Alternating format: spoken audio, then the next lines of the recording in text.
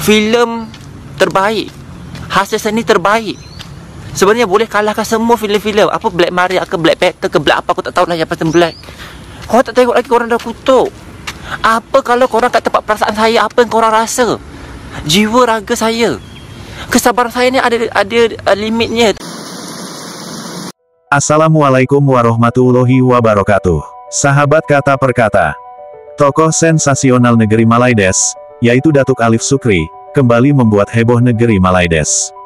Kali ini bukan lewat lagu-lagunya, melainkan lewat dunia perfilman. Dan sepertinya selera penonton film di negeri Malaides memang berbeda. Untuk itu tokoh utamanya pun harus memiliki karakter yang sangat unik dan penuh sensasional. Jika diperhatikan dalam beberapa kurun waktu ini, film negeri Malaides yang menjadi box office adalah film-film dengan genre action, seperti film Mat Kilau, Police Infantry, Keluang Men, Cicak Men, Wira, dan lain-lain. Namun ada salah satu film bergenre action, yang tidak laku di pasaran negeri Malaides, yaitu yang berjudul Badang sebagai sang superhero. Jangankan untuk mendapat penonton dari Indonesia, di negeri Malaides sendiri pun, sepi penonton. Mungkin dikarenakan bintang dari film negeri Malaides tersebut, dibintangi oleh aktor sensasional negeri Malaides. Sehingga film yang seharusnya memiliki kesan seru, yang penuh dengan action, namun malah terkesan menggelikan. Bukan karena cerita filmnya, melainkan melihat penampilan tokoh utama dari film tersebut, sehingga film tersebut kesulitan mendapatkan penonton. Yang bisa dibilang menjadi film yang gagal. Sebab semua dari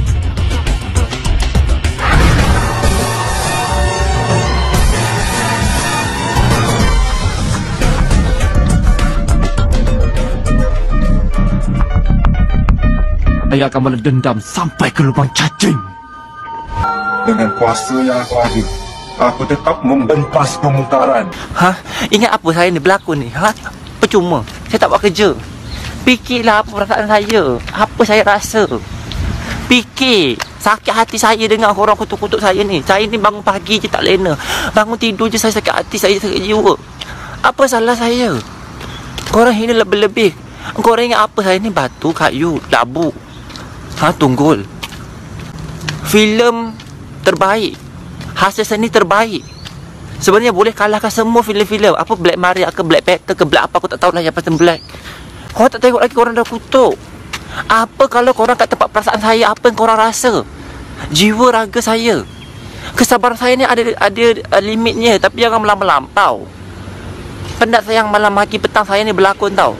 Manakala saya dapat penghinaan, bukan mana saya dapat pujian. Hargai bakat saya. Fikir kalau korang kat tempat saya, jangan main kutuk-kutuk je. Ni teruklah sama masyarakat lah. Apa saya ni buat apa dengan orang? Apa masalahnya? Teruk sangat ke filem Badang tu? Tapi dengar cerita, saya punya filem tu okey. Banyak juga yang puji, banyak juga orang kata okey. Diorang tu bukan semua penjilat ke, bukan? Bukannya saya bagi duit. Tapi bagilah ruang dekat saya, filem saya nak bernafas. Baru pertama kali berlaku macam ni ke sebab masyarakat. Fikir kalau kat tempat saya. Bukan korang ambush macam ni. Tak bagus, korang tahu tak? Orang yang menghina tu dapat dosa, manakala orang yang menerima penghinaan macam saya ni dapat pahala. Takkanlah gara-gara saya berlaku tu saya dia kecil hebat. Fikir kalau korang kat tempat saya, jangan main-main cakap je. Korang tak tengok lagi, korang terus kecam. Terus tak berfikir ke penat jenis gitu. Bagi orang yang berpengalaman lah berlakon ni kan, tak payahlah yang ngarut-ngarut ni. Chris sendiri pun memainkan peranan dia. Dia punya karakter itself membuatkan netizen tak suka dengan movie tu. Badang, right, filem Badang obviously pada awal tahun itu kita dah tonton. Filem ni merupakan filem arahan Profesor Madya Iraza Muhaiddin, dilakonkan oleh Alif Sukri.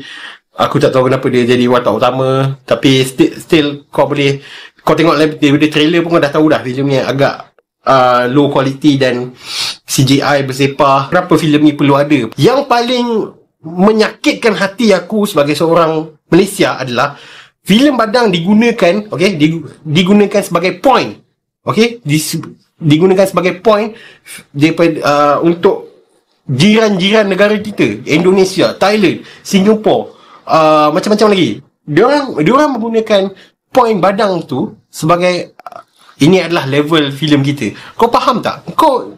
Aku tak kisah kau ada duit, kau nak buat filem, kau nak jadi hero, kau pergi mampus, tapi kau membawa nama Malaysia.